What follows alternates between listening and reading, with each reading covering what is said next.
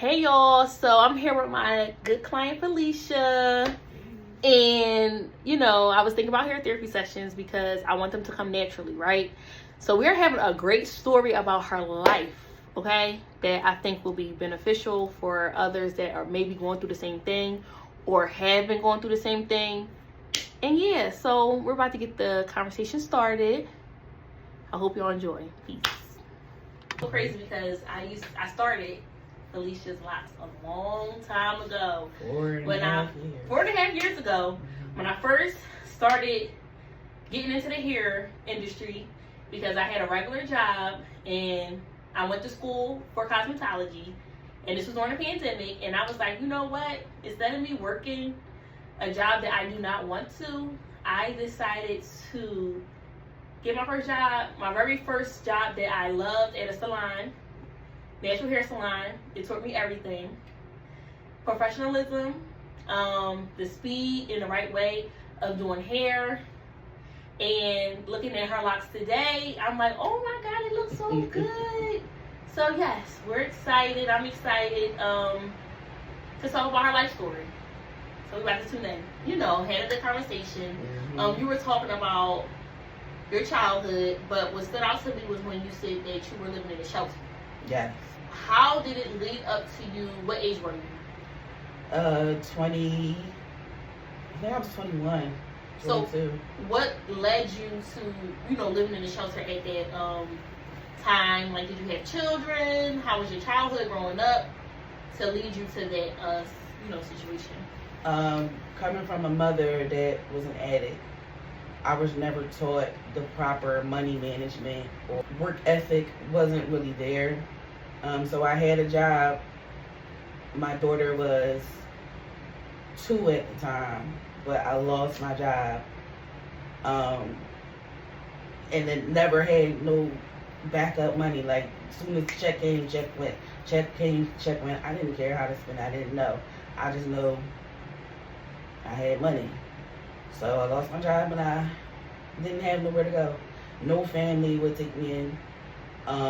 I asked people, I couldn't, I had nobody that was willing to take me and my child in. So I decided to go into the shelter. It was the hardest decision ever, especially with a little baby toddler running around.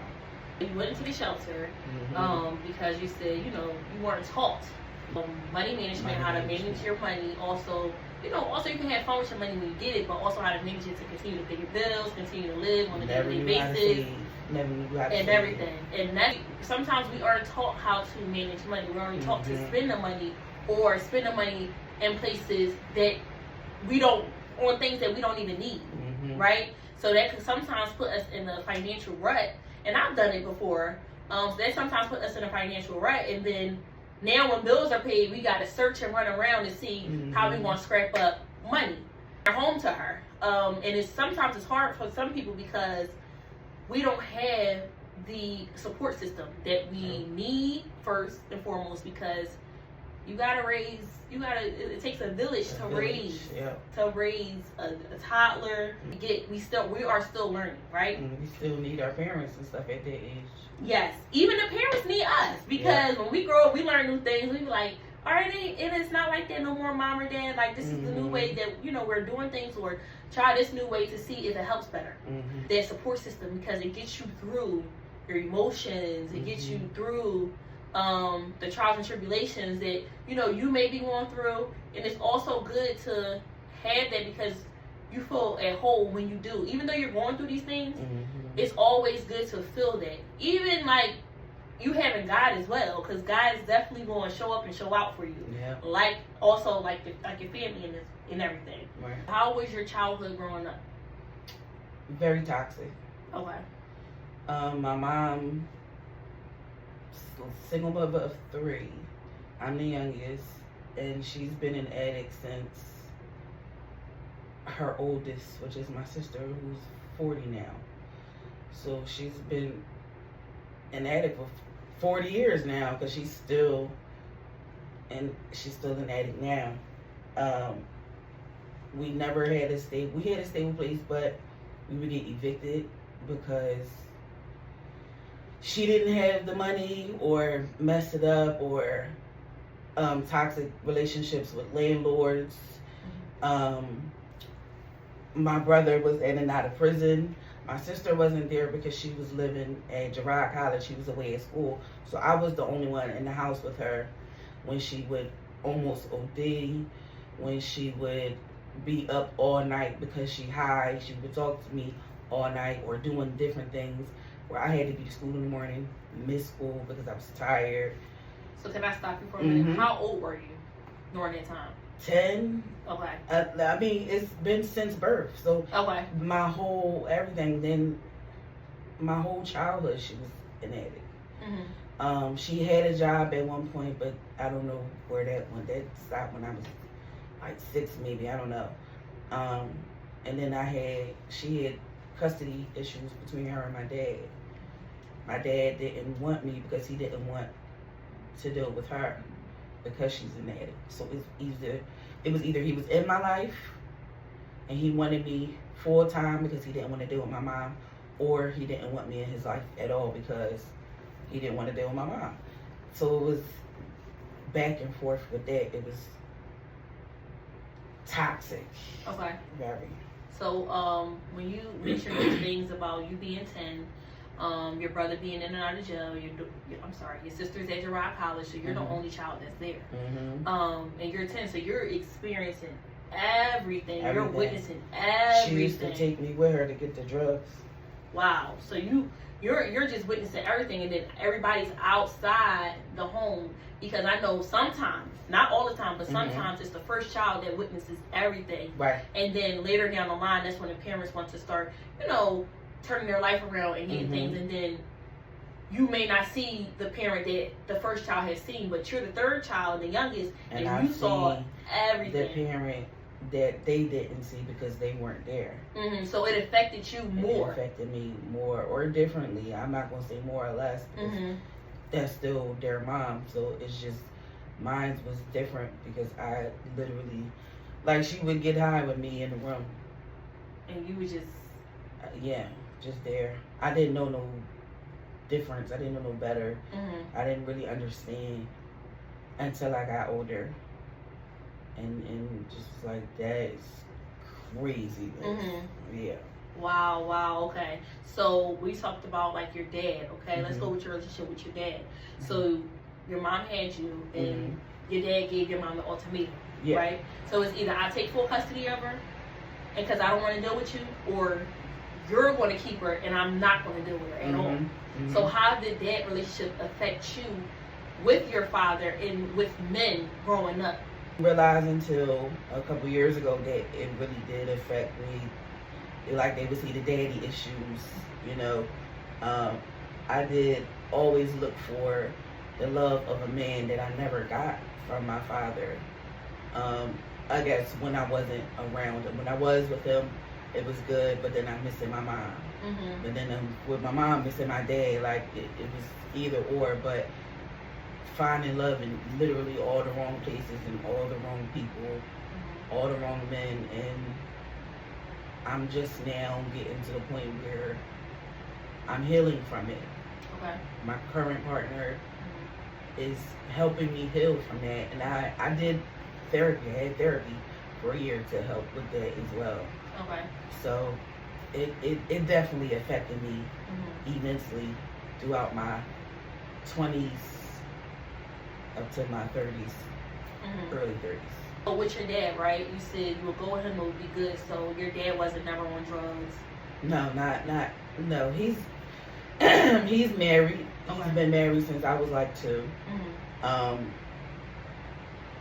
That was a whole nother situation in itself. Okay. But he's been married. He's never been on drugs. It's always been a stable environment with him. Okay. But it still was toxic with the situation in general.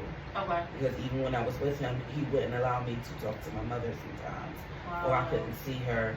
Or she would try and come up to the school and see me, and they would tell the school not to let her come and see me at the school.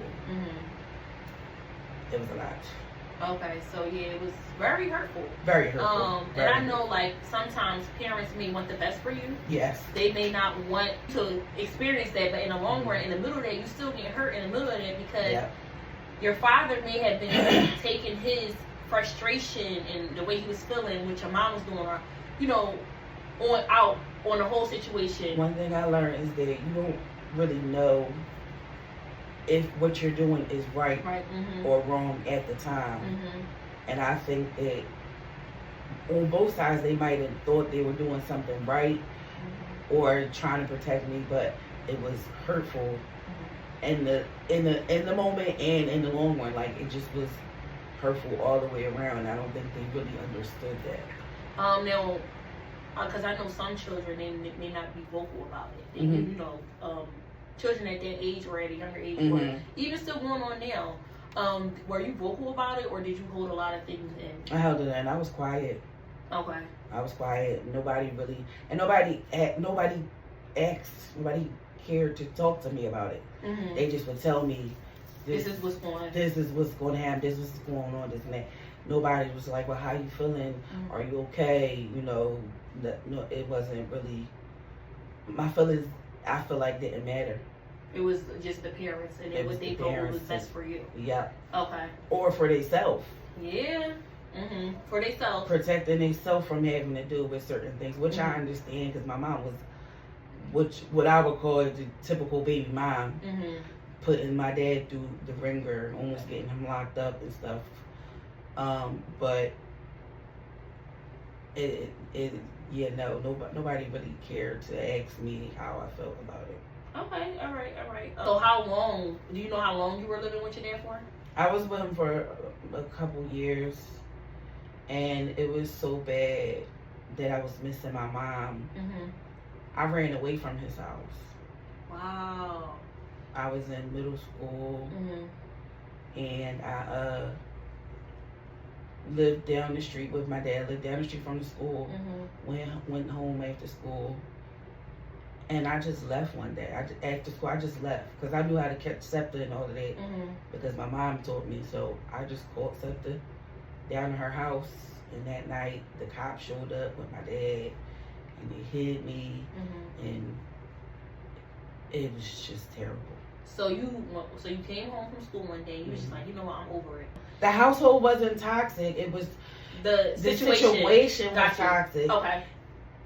So yeah, I just was like, I'm out of here. Like, I just left one day. Me and my stepsister was in the house, and she was in the bathroom. I went in my dad's piggy bank, stole car fare out of it, and went to my mom's house. Okay. Okay, and then they found out that you went missing. You ran away, and your dad came to your mom's house to get me. To get you, and then who hid you? Your mom? My mom, my best friend's mom came and got me that night. I hid there for a couple days. I don't know what the legality of it happened. I don't even remember. But I ain't go back to my dad's.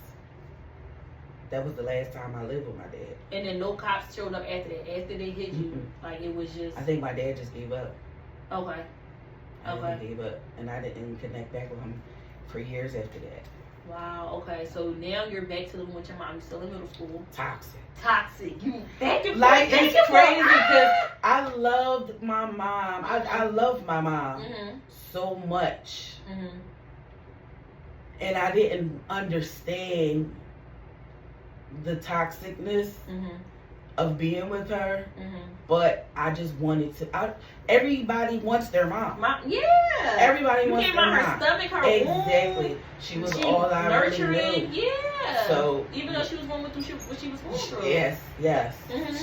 She tried sometimes. Like, she tried. But. And it's so hard because parenting does not have a handbook. Does not. It does not have a handbook. So it's like. I could do. Let me do it the best. The best ability that what I know. Right. Move back with your mom. How was it? Because I believe, or I think I remember you telling me that she used to kick you out. Yeah, she kicked me out a couple times. Okay. For what reason? can't specifically tell you. Mm-hmm. I think we probably just got into an argument Mm-hmm. or something. You know, me being a teenager. Mm-hmm. One time she put me out and told me like the next day, if you don't come home, I'm calling the cops and telling them you ran away. Wow. So did you tell her like, Mom, you don't remember kicking me out? Like, Yeah, like you told me to leave. How you gonna threaten me? That was her mindset though. Like she bipolar or something. Like Okay. undiagnosed. I believe she was diagnosed, but denies it. okay. So yeah, that happened. She put me out. That's when I had to fend for myself, like staying at guys' houses because I had nowhere else to go. Okay. The last time she put me out, Okay. I've been put in so many bad situations. Mm-hmm. I've been sexually assaulted, trying to have somewhere to stay. Mm-hmm. All types of foolishness. Yeah. Okay. And because you were about, what, 15? Yep. 15, 16. So how did you encounter, like, how did you find these men? Like, were they, like, childhood friends of your parents? Random men on the street trying to talk to me because I looked older In your age? than my age. Mm-hmm. Then back then they just didn't care. Yeah. It wasn't as big as it is now to date somebody that's younger than you, or you date somebody that's older. I will always date older men. So I'm trying to find somewhere to live or sleep or dealing with guys that I didn't want to deal with. Mm-hmm. Just to have somewhere to stay. So, quick question. Mm-hmm. Was your mama aware of this? Did she let Yes. you? She would let me deal with men. I had a boyfriend that was in his 30s, married with children, and she would let him come over and stay the nights, and he would drive me to school and pick me up from high school, 9th grade. And he had children. He was married. He had children. Yep. I used to babysit his youngest child. What? The wife had Plot twist. Okay. Years later, I was in alternative school, and his wife was my teacher. Did she know? No. She never knew. This is a cliffhanger. Oh my God. You were 15 dealing with, how old was he? In his 30s. I think he was like 34. Dealing with a 34-year-old? You could have Yep. been, you could have been his daughter's, Yep. his daughter. Yep. So how did you was watching his child, his youngest child. His youngest child. I was practicing Islam at the time, and he was Muslim. Okay. So I was doing this thinking that, we're going to get married and dealing with him. I was in love. I was they spill the game to you. They want to tell you, I'm about to leave my wife. I love you so much. All the that. Be lying. Lying. Be lying. At that time, I never met his wife.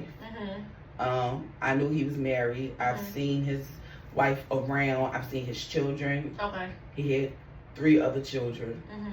and a baby. Mm-hmm. It was, that whole situation just was bad. Mm-hmm. I went away to school, Mm-hmm. came back, left him alone eventually. Mm-hmm. But years later, I went to a different alternative school, and I was in class, or I went to class, Mm-hmm. and he was sitting in the classroom. Him. He was sitting in the classroom. This was years later. It was years later. Wow. He was sitting in the classroom, Mm-hmm. and I'm just like, why is he here? Mm-hmm. And my teacher was like, this is my husband.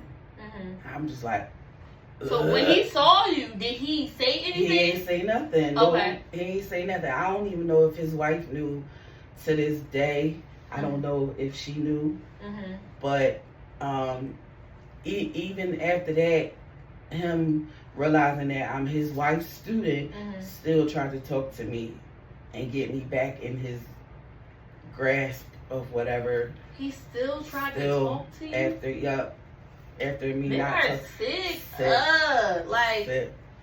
Sick. And they call us women unstable creatures, but they are terrible. Terrible. Oh my God. Terrible. I'm so glad that nothing actually came there, because that could have went so wrong. It could have went left. I could have snapped. He could have told his wife could have snapped. Yeah, like it anything. could have went so many ways. You see these snap stories. Exactly. Girl. Exactly. It could have went so wrong, especially him having me around her children. The youngest child. What if the youngest child was there? It was like, oh, she looked familiar. Yeah, like, oh yeah. Where you know Miss Mom is from? Yep. Crazy. Your mom kicked you out. You're 21. Now you're in a shelter. 21 shelter with a 2-year-old. With a 2-year-old child. Almost 2-year-old. Yeah. So let's backtrack. When did you? So you had 2-year-olds. So what was that relationship with your 2-year-old's father? Like, how did that come about? We were high school sweethearts. Okay. After the toxic grown man I was dealing with. And it wasn't the guy. It was the guy with the wife, or no? Yeah, the guy with the wife. After I stopped dealing with him, I was with my daughter's father. Okay. In high school. We were high school sweethearts. It was never nothing wrong. We broke up. I don't even remember why. Just so young. We were the same age, and we went to Overbrook together. Okay. That's silly. Yeah. That's silly. We lost contact. And then me and him got back together. We had my daughter. In 2010.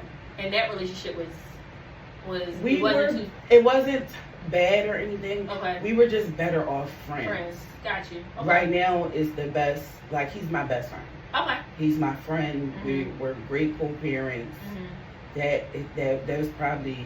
It wasn't a terrible relationship. It just wasn't meant for us to be together. Okay.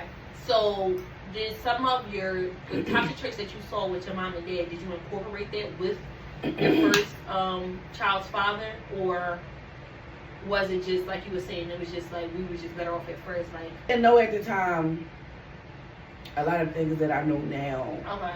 I think he saved me. He saved me. Okay. I forgot about this. I was living with my mother. Okay.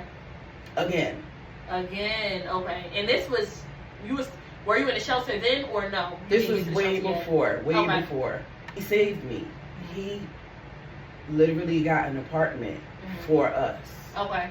To get me out of my mother's house. Okay.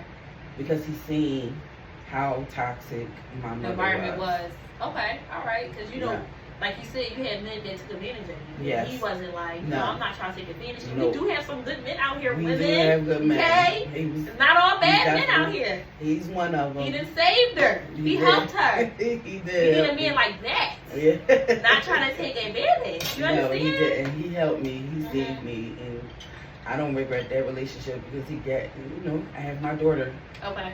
But, yeah, we just weren't meant to be. We were definitely better off as friends. Okay, so y'all were in the apartment. We were in the apartment together. We lost the apartment. Okay. Then we went to stay with my aunt. Then I got my own place. That's where I was working. Then I lost my job, and that's how I ended up in the shelter. This was after we broke up. We broke up a little while after. So that was after. So you went to stay with your aunt. And that is your mom's sister? Yes. How was that experience? It was at my grandmother's house. Okay. And before my grandmother passed away, they made the living room into her bedroom. So after she passed away, when I went to stay with her, with my aunt, I was living in the living room with the brand new baby. Wow. And sometimes that could be a lot as well. It was a lot. It was a lot. What, you 18, 19? Yes.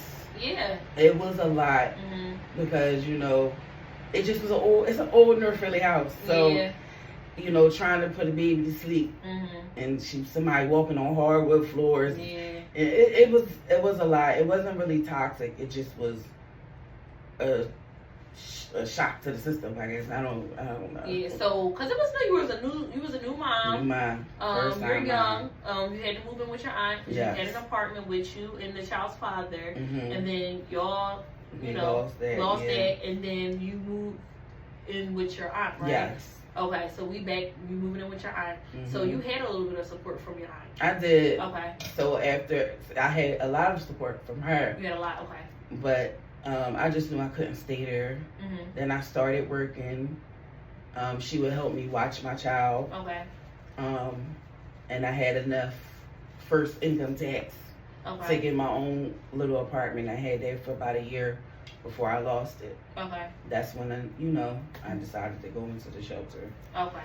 So did y'all have any children? Her children were grown. She had her grandchildren. Oh, okay. Yeah. She had her grandchildren at that time. She had 2 of them. Okay. Mm-hmm. All right. They were also babies. They were also babies. Shout out to you. You know. Aunt Carol. Yes, Aunt Carol. So Aunt Carol, and then you worked. You got your income tax, and then you moved in. I had an apartment. Had an apartment. Had that for about a year. Mm-hmm. And then lost my job. Wow. And had no backup, no money, no savings. It was a good decision, but a hard decision to go into the shelter. Because I didn't want to just go stay on nobody else's couch. Like, there was nowhere else to go. I wasn't the only one struggling. Like, my family was struggling as well. So it wasn't nowhere, nobody to ask. I couldn't go with my mom, couldn't go with my dad. I had to go into the shelter. Yo, we're back in the shelter. You're 21 with the 2-year-old, and then you're in the shelter. Yeah. Okay. How was that living experience in the shelter? You have to be very strong-minded to be able to survive in the shelter, because you're coming across all different types of people, and it's just a different experience as a whole. Just being homeless. I'm sorry, being what? Homeless. Homeless. Okay. Like you're literally homeless. And you have to listen to whatever other people tell you to do. Like you have to do things like you have a curfew. You have to go to bed at a certain time. You have to wake up at a certain time. You have chores, which is a normal thing, but it's just different and it like an industrial building with beds in it. Trying to manage a 2-year-old. I remember specifically the day I went into the shelter. My daughter was potty training. So it was hard, like, not to just throw a pamper back on her or pull up. You know what I'm saying? Because you're not in your own comfortable space. Yeah. Trying to manage going to the bathroom with a 2-year-old, and you definitely gotta be strong. Okay. And it was just all women with children? Or did it have... The first shelter, the intake shelter I was in, was all women and children. Okay. And you were there for how many? A couple months. Okay. Maybe 2 months. And that was the big building with just like little sections, little walls just to block off from everybody else. It just was one big room. Wow. With beds in it. And the second one was family shelter, so it was families with, men with children or married couples with children. Wow. As well as women. Yeah. Okay, and then you moved to another, so you were only there for that at that shelter for... The first one was 2 months. That's the intake. Okay. Until they find a permanent one for you. And the second one, I was there for a year. Okay. Before I got my housing. My housing, yeah. Okay. All right. So you got your housing. How has that been? Like after you went through the shelter, because I know sometimes it can definitely be hard, and you have to train, you have to speak things into existence. Yes. Of the things that you want. You have to keep reassuring yourself. Yes. Because you may not have somebody in the corner to do it, and you have a 2-year-old. Yes. So it's like probably going on 3. You have a 2-year, you on 21, 22, and it's like you have to speak things into existence. You gotta make sure everything is everything. You gotta just stay 10 toes. Breaking my back to make sure I had everything I needed to get my housing, and to stay in my house, or just make sure everything is. You gotta sell your pinky toe to get, you know what I'm saying, get everything you need. So yeah, it was a lot of work, but it was worth it at the end because I got a place. And when I say I was so hyped, the first night I stayed in that apartment, my first apartment, with a blanket and a pillow, and I slept on the floor. Ain't nothing wrong with that. Listen, by myself. There's nothing wrong with it. That's an accomplishment that you had accomplished and that you were working hard towards. I was so happy. It was the best feeling ever. Okay. So that's good. So now you in a space where you and your daughter have your privacy, you have your own space, you have your own apartment, you worked hard towards it. Everything is falling, starting to fall into place. All right. So during that journey of you having your own apartment, how is everything? It was good. Okay. It was good for a while. Okay. And then here come life coming again. Life coming again. Oh God, yes. As when I got custody of my now 10-year-old, my youngest daughter. Okay. And who was she? She is actually my blood little cousin. Her mom is still actively, she was and is an addict, and lost custody of her at 1 year old. And I was the only family that said, yeah, I'll take her. And that's a blessing too, because the things that you went through, and luckily you had your aunt to take you in, which is your mom's sister now. Yes. You see that your cousin's daughter is in the same predicament. The aunt that I stayed with, her daughter. That's whose child that you had one over today that you have today. Yes. Wow. Ain't that crazy? That's crazy, but I gotta applaud you because you're doing a great thing. You didn't, you seen what you went through, right? Yeah. So you like, even though it's a step up and it's better from, what she could potentially could have went through, like sure. You're like, I'm gonna step in. Yeah. Let me get, because I don't want her to go through the same thing I went through. Yeah. It was hard. It was so hard because I was treated like I physically took her out of the home. Like it was my fault. Like that she got taken. Wow. I was treated like that for years. Wow. She's 10 now. I had her since she was 1. And it's just, it's still a little crazy now, but it's not as bad as it was back then. Okay. Yeah. Okay. And then how has that been? Now you have 2 children. And you're about what, 22? 23? 23. It was hard because I wasn't ready. Okay. I wasn't ready. Coming off of being out the shelter with a new little kid myself, it was a shock to the system. Okay. Like, I found myself being depressed for the first time. Wow. After that, yeah, it was so hard. I didn't know. I didn't know how I was going to do it. I had family to help sometimes, but for the most part of it, it was just me. And there's no handbook to tell you how to deal with the situation. So you're dealing with the system, you're dealing with DHS, because at that time I was her foster mom. I was fostering her. So you're dealing with court dates and visits and no visits and finances. I wasn't getting paid at this time. I wasn't getting any money, so it was hard financially as well.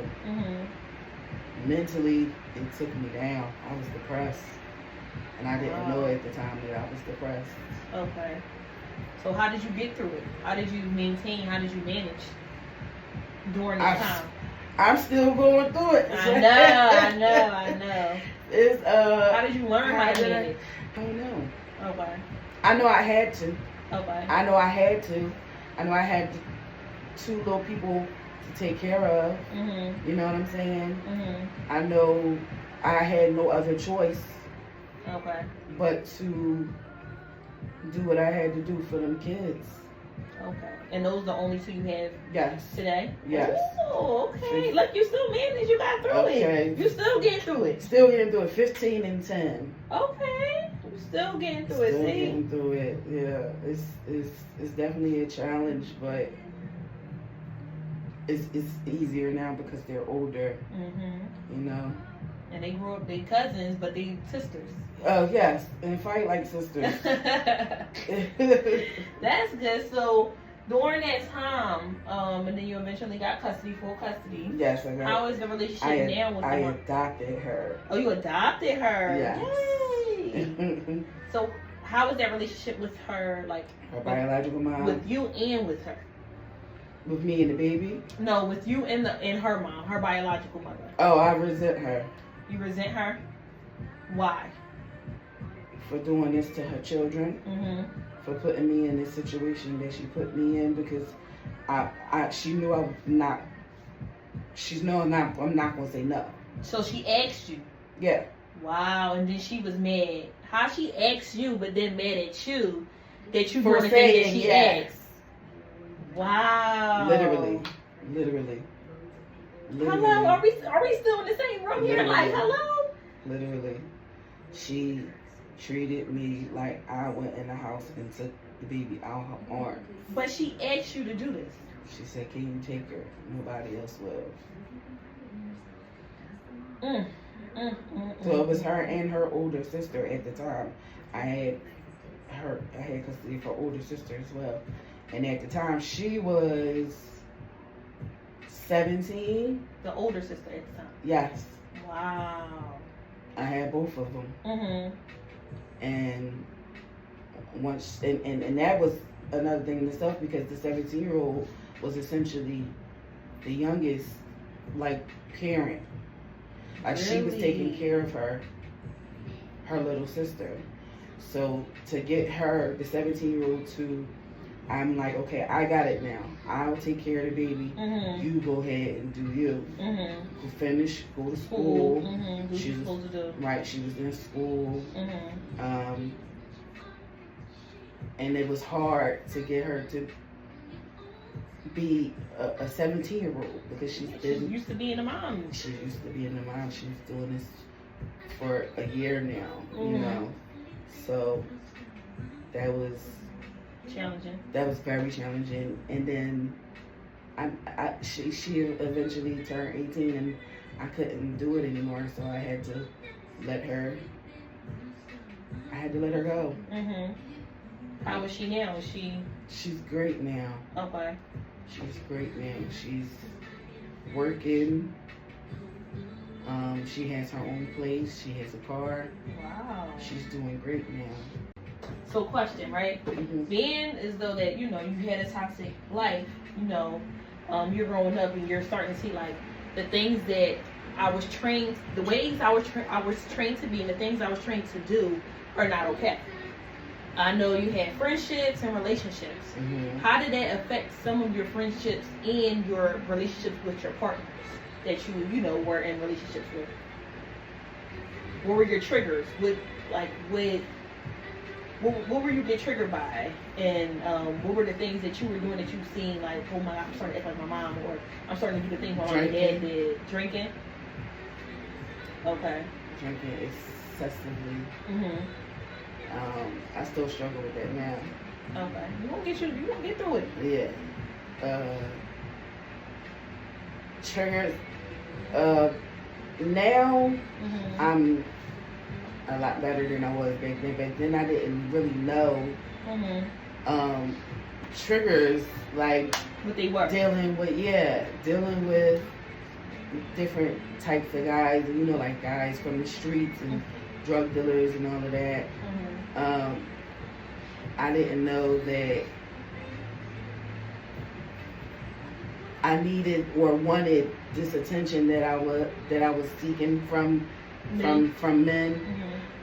So with my partner now, I see myself reacting to things that I shouldn't. Like if someone was to call his phone and he was like, all right, I'll be back. Like that would trigger me. Like I would get anxiety because people used to say I'll be back and would never come back.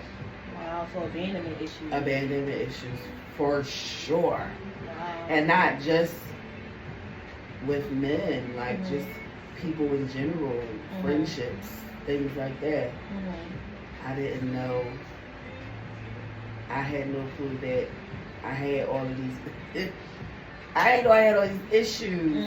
And when I started therapy. I was doing therapy for a year, and that opened up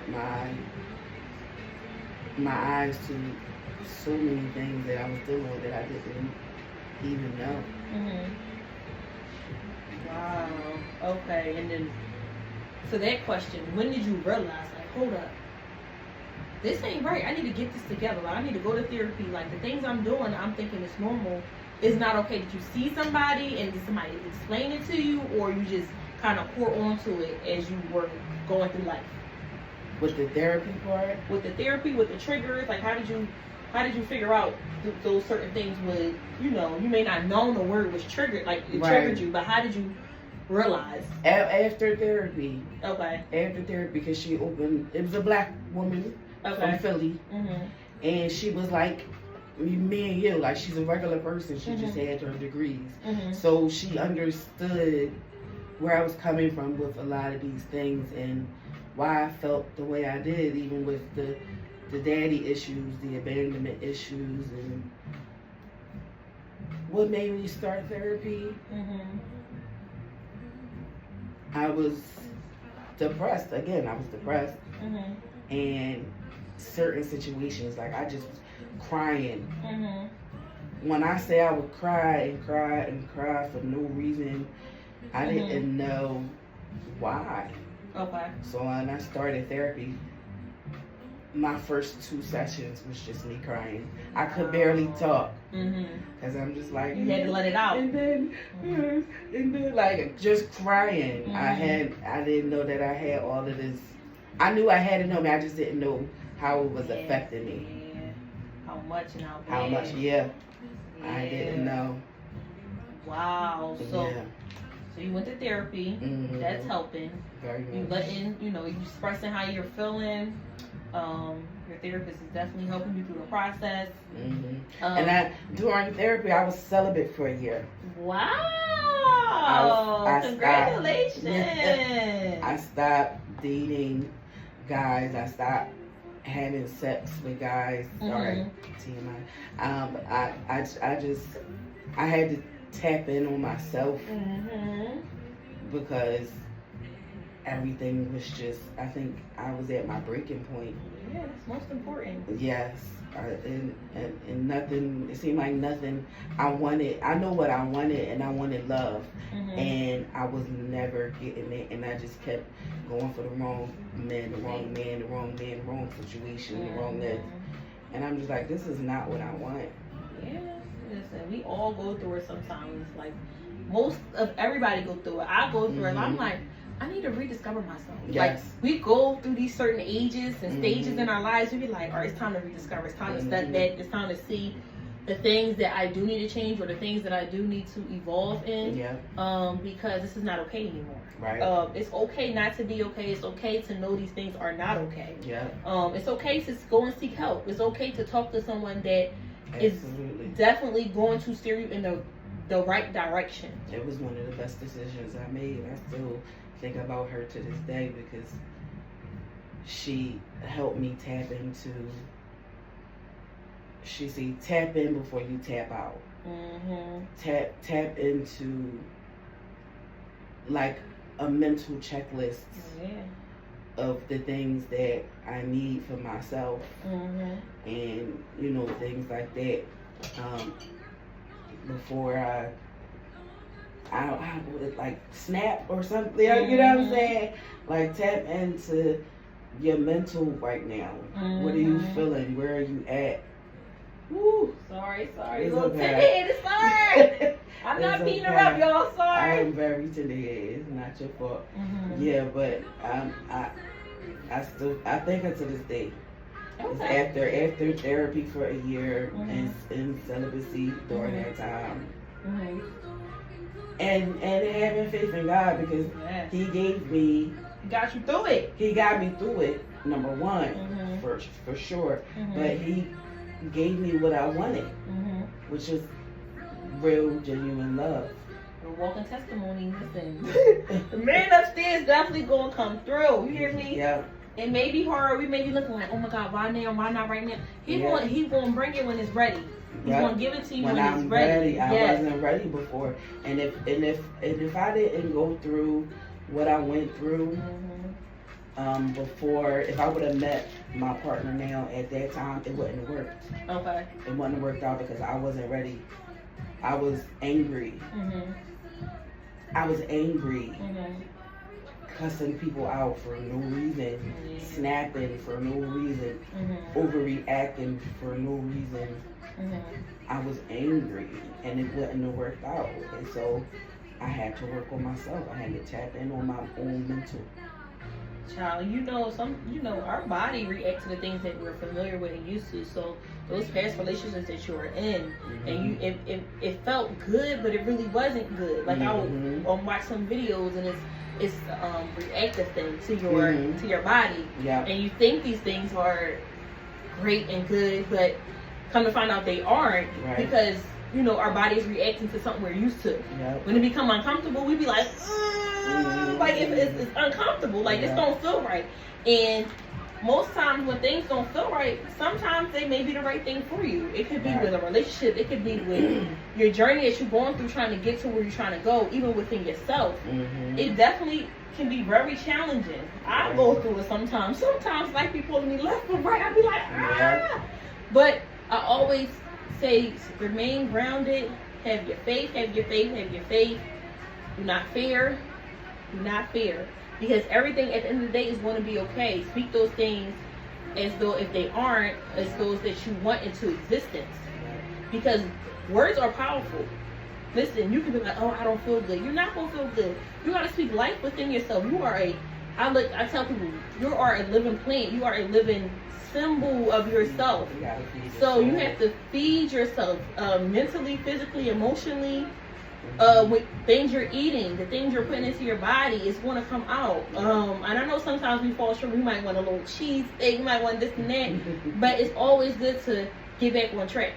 It's always great to feed your mind, read, listen to affirmations, read these things, listen to great music.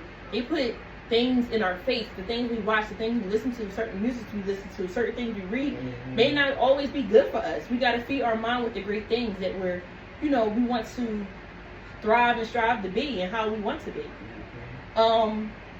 So one last question before we exit out. One last question. How is your relationship with your siblings?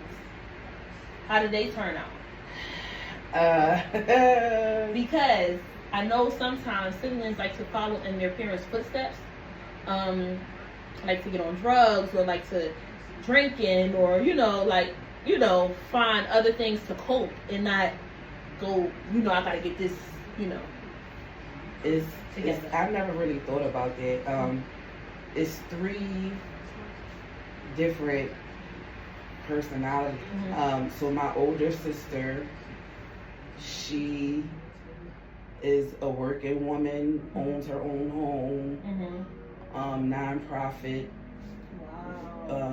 situation, and she still has a relationship with my mother, as far as I know. My brother, he just came home from doing 11 years. Wow. He's been home 4 years and had 4 children. Really? Okay. If he had 4 or 5 years, 4 years, Mm-hmm. has 4 children. Mm-hmm. Very toxic. Wow. He is a very toxic. He's the middle child. He's the middle child. Mm-hmm. Yes, toxic relationship with both his baby moms. Mm-hmm. I don't talk to neither one of them. Okay.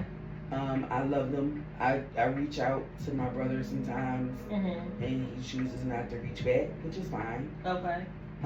My older sister is still in contact with my mother, which I choose not to be, Mm-hmm. in that she hurt me Okay. through something she did with my mother. Wow. Okay. So I choose not to talk to her either.